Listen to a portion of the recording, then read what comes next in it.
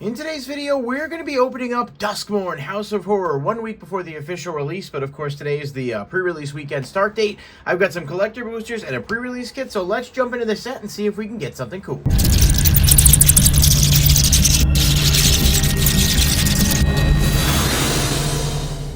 Everybody, thank you so much for being here. If you guys do enjoy the video, be sure to hit that like button and subscribe and click the bell icon if you want to stay notified when new videos are posted. I haven't had a chance to do an opening on the channel in a bit, so I'm pretty excited about this. I'm going to be ripping open Duskmourn. I don't have sealed product. I have to say I didn't really feel like going in on sealed fully, like boxes in this set product because I'm not as... I don't know, I feel like I got one for Bloomborough. I was kind of interested in chasing the raised foils, and this set definitely has some cool stuff, and we may hit something cool. I have no idea. But, you know, just kind of price-wise, looking around at stuff, I think it's a set I want to order some singles from, but I think there's some, you know, it's just fun to rip packs sometimes. So I'll always say this, like, order singles for stuff you need, but, you know, it doesn't, you know, opening packs here and there, if you're responsible about it, can always be a good time. Also, I've said this before and I'll say it again, I am team collector booster when it comes to buying sealed product if you are going to buy sealed. I think unless you're doing a sealed or draft event, play boxes are almost never worth it because they cost about $140 and the odds of making your value back on that is very, very low unless you get super lucky. Whereas with collector booster boxes, you know, the ceiling is higher, although the cost is higher as well. But it's $140 for a regular play booster and about $230, $220 for a collector box. So I'm looking at it saying, all right, I'm spending extra, but the upside is much higher. That's just kind of been my approach. One of the things about the collector boosters that we do have going is that we can get the textured foils. I'll put one of them up on the screen here so you guys can see what I'm talking about. And then there are also the Japanese Showcase and the Japanese Showcase Fractured. So there's a lot of potential high-end hits here that we can get. So let's go ahead and, so I got a pre-release kit here. This is what they look like. Pretty straightforward stuff here. These I got at my locals for $32, I think. Online they seem to sell a little bit higher. If you guys want to see what it looks like. I do like the locked door. I may actually just pop these out and save them because with the rooms and the enchantments, these locked, you know, putting this over the door to, you know, indicate that it's locked is actually kind of cool. I like that. I'm hoping that at some point I can get like some plastic or custom, maybe Etsy made ones, but not bad. So that's the inside of the package and everything. Comes with some +1, +1, -1 counters. Some cool art for Duskmourn, of course. And then this is the pre-release box. So inside we've got our boosters. Let's see, I think it's 6, right? 1, 2, 3, 4, 5. I think I missed one. Yeah. So we got 6 play boosters, and then, oh, I actually got I think this is a decent hit.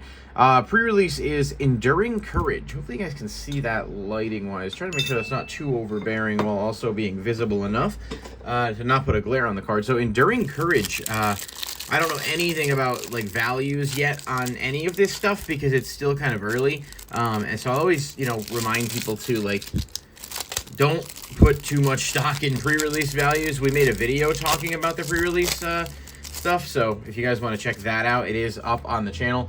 So Enduring Glimmer, pretty damn cool. I love stamped cards. I've always liked them across multiple card games, so I'm happy with that. That's a pretty cool start to this. Wouldn't have hated getting one of the mythics either, but, you know, beggars can't be choosers. I do think this card as a whole is really good. It does remind me a bit of, like, Perforos, God of the Forge.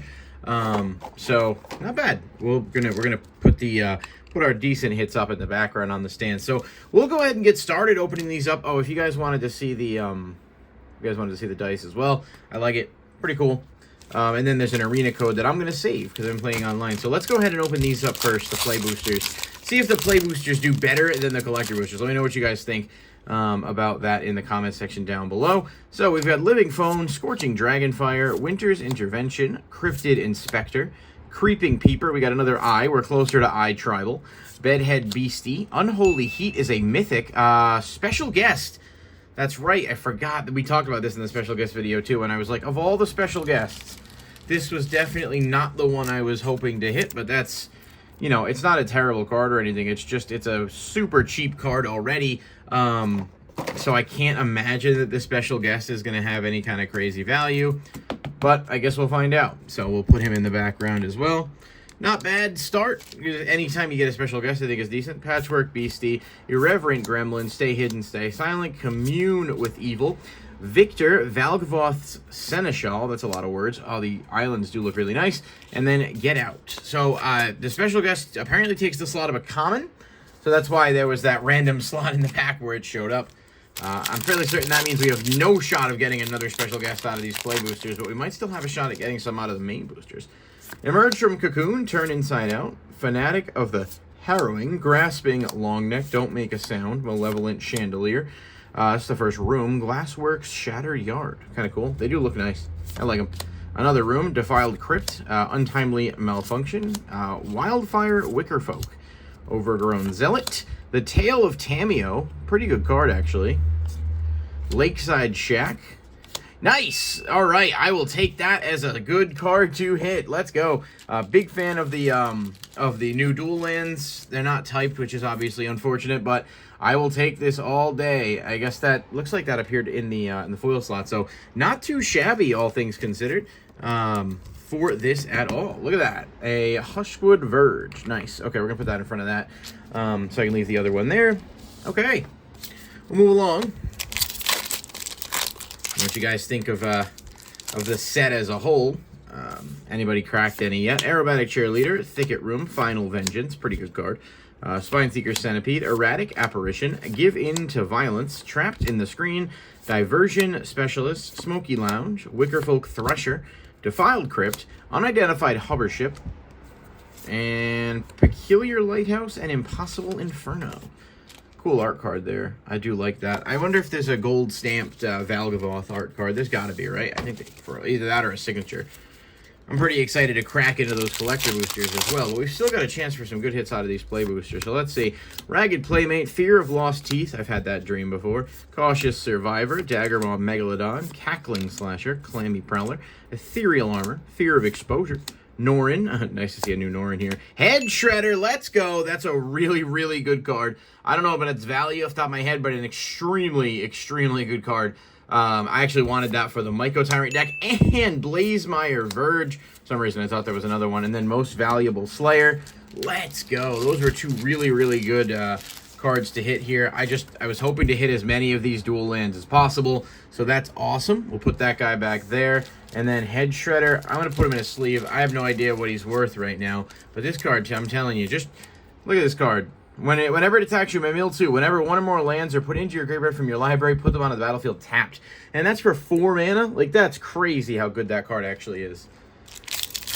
It may not be worth anything now, I don't know. I have the overview on my screen for, like, the set's best-selling cards, but I don't know. Vicious Crown, Bailmerk Leech, Slavering Branch Snapper, Tunnel Surveyor, Bear Trap, Monstrous Emergence, Conductive Machete, Osseous Stick Twister, Trial of Agony, Fear of Falling, and Ghostly Dancers. I have to say, I'm going to finish this pack real quick, and then we'll talk about it as opposed to.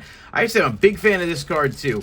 Return an enchantment from your graveyard to your hand, or unlock a locked door of a room you control, and then whenever an enchantment you control enters, or you unlock a room fully, create a 3/1 white spirit creature token with flying. That could start to add up pretty quick, and that is the showcase variant, so pretty cool pulls. I'm very, very happy with the pre-release kit. I won't lie to you.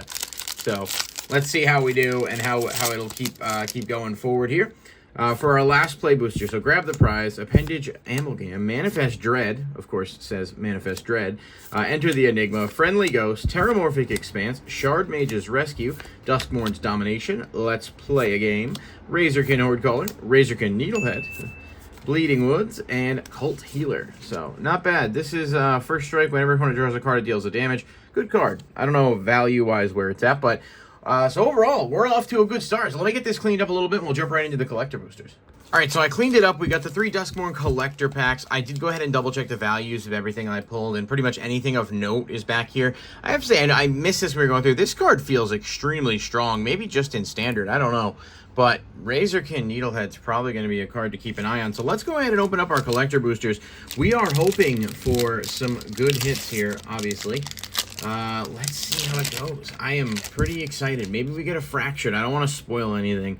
All right, so we've got Emerge from the Cocoon, Strangled Cemetery. As bad as these lands are for the most part, they do have really nice art, which is almost insulting, right? Because it's like the really nice Lakeside Shack, Frantic Strength, We've got Grand Entryway / Elegant Rotunda. I like it.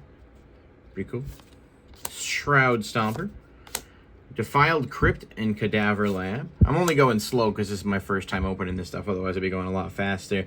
Untimely Malfunction. Greenhouse and Rickety Gazebo. Actually, really cool artwork there, too. I really like the design of the set. All right, so we're getting into the stuff now that could be noteworthy. So we've got a mountain. These lands do look really nice. Starting us off with Hauntwood's Shrieker. Actually, not a terrible card, and it is a mythic, so I'll take it. Formless Genesis. This is one of the cards from the Commander deck. I think it's the blue-green. Victor Valgavoth's Seneschal. There's a lot of words to say today, huh? And then we've got Dazzling Theater and Prop Room. Creature spells you cast have convoke. And finally, we've got Chainsaw. And of course, that Glimmer token is pretty cool as well. Chainsaw does look kind of neat. I like it. I appreciate what it's doing. I don't know what's good here and what isn't. So I know Hauntwood Shrieker definitely has to be a pretty decent card. We'll toss a sleeve on that guy. But everything else, I think, I don't know. I'll have to check the prices on stuff later. You guys will see them on the screen as we go through the video. So Hauntwood Shrieker, pretty darn cool card. We'll put him in the back there. I like it. Not too bad.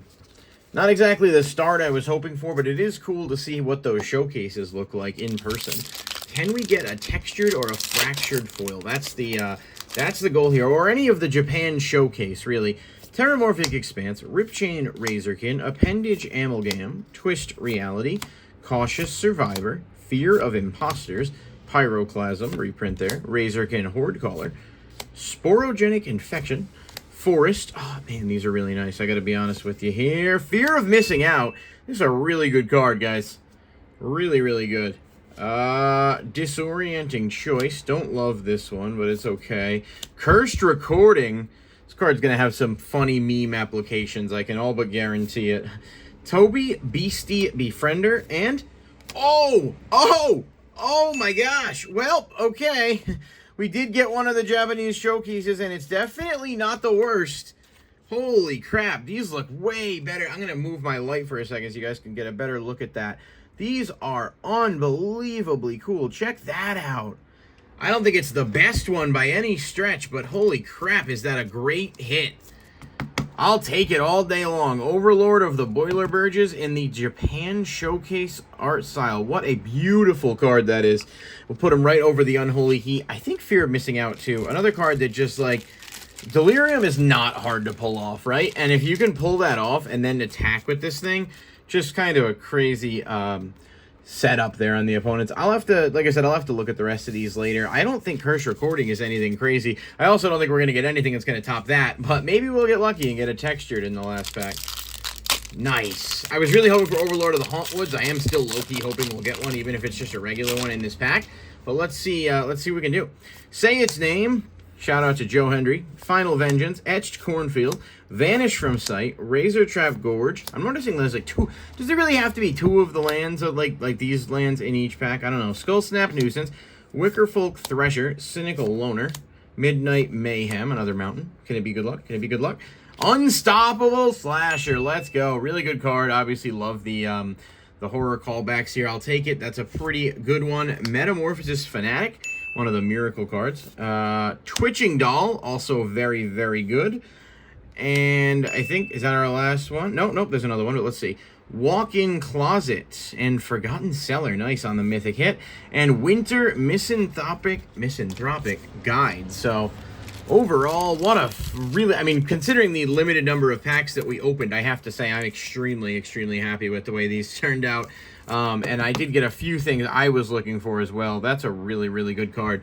And I get, yeah, Unstoppable Slasher too. Not too shabby at all.